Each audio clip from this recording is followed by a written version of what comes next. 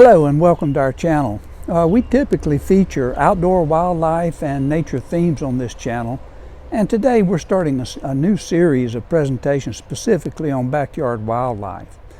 This first video of that series is about attracting birds and squirrels to the patio as opposed to the yard or the garden. That challenge has both advantages and disadvantages, all of which we will address. Another issue that we encounter is sharing the patio between the squirrels and the birds, and many see that as a not so compatible goal. We hope that you enjoy this video, which will be the first in a series of presentations related to backyard wildlife. All the presentations on this topic will be grouped under a playlist titled Backyard Wildlife. So if you do enjoy it, we hope that you will subscribe to our channel and click on the notification bell so that you will know when we upload a new video. You enjoy.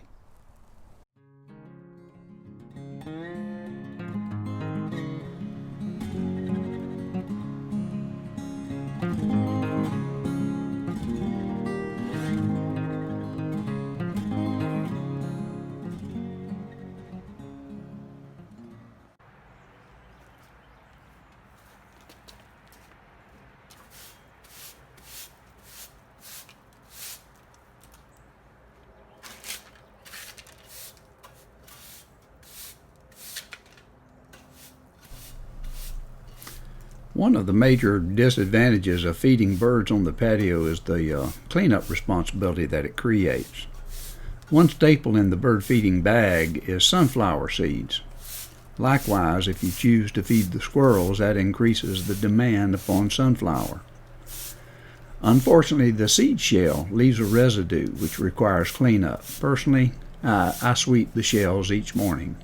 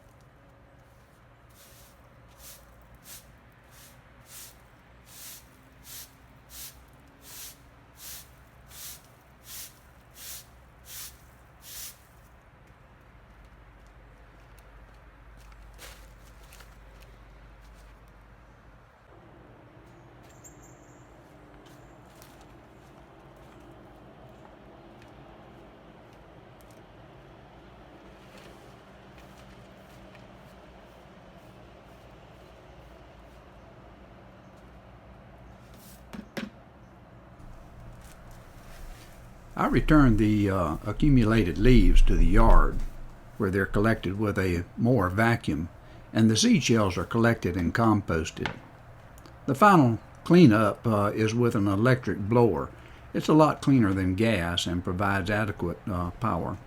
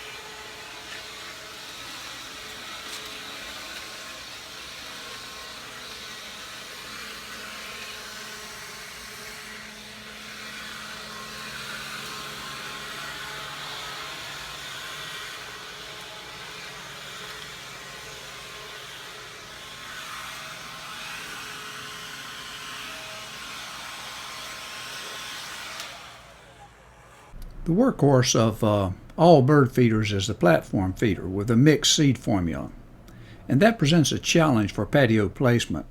An adequate and stable base is necessary, and most commercial bases for patio feeders are not sufficient.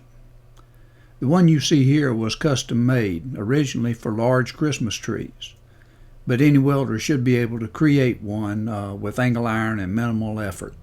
To the left of the platform feeder is a commercial feeder stand, built much lighter.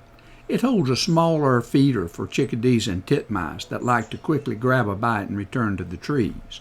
Also included is a thistle sock for goldfinches. We're located in north central Florida and get a lot of northern visitors during the winter.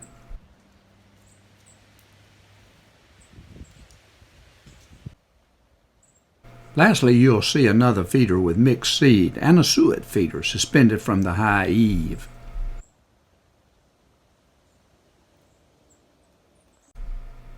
And lastly, you see the feeding plan for those furry acrobats who are full of entertainment. They're fed with long strips and with sunflower seeds and plenty of space. Otherwise, it becomes a contest of survival of the fittest. You should also note that both feeder stands are fitted with baffles and located strategically away from any launching position.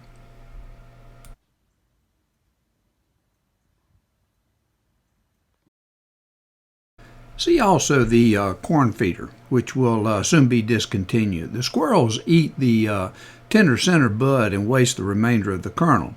It does detract their attention from the feeder stands, but it's quite wasteful.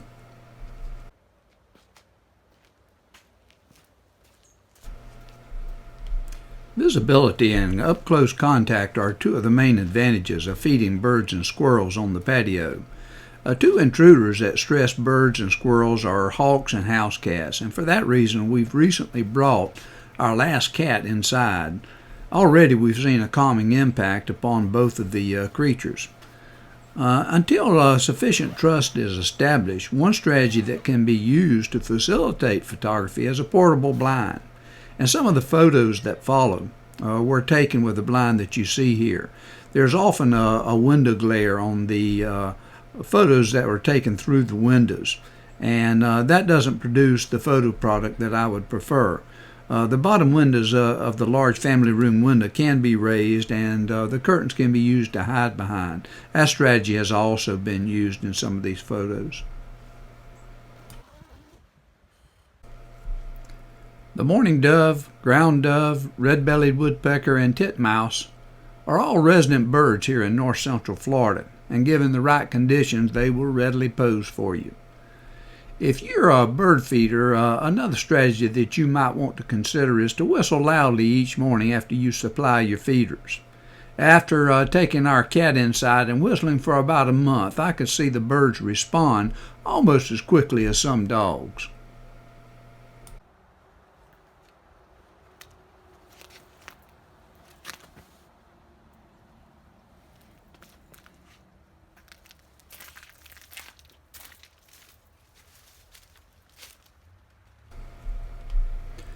We've seen raccoons and possums on the patio enjoying some of the leftover bird feed. However, some mornings we can see that those leftovers have been licked clean, and we can find deer tracks in the yard. Due to those signs, the latest addition to my patio photography plans has been the addition of a trail cam, and I'm planning to share those results of that project with you in the near future.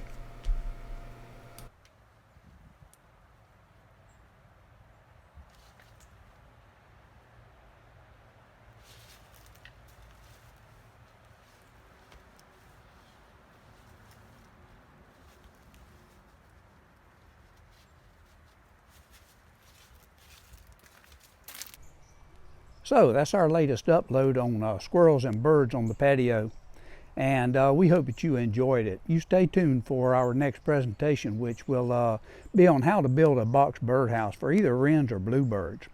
Remember now to subscribe and hit the bell so that you don't miss any of our future presentations on backyard wildlife. You take care.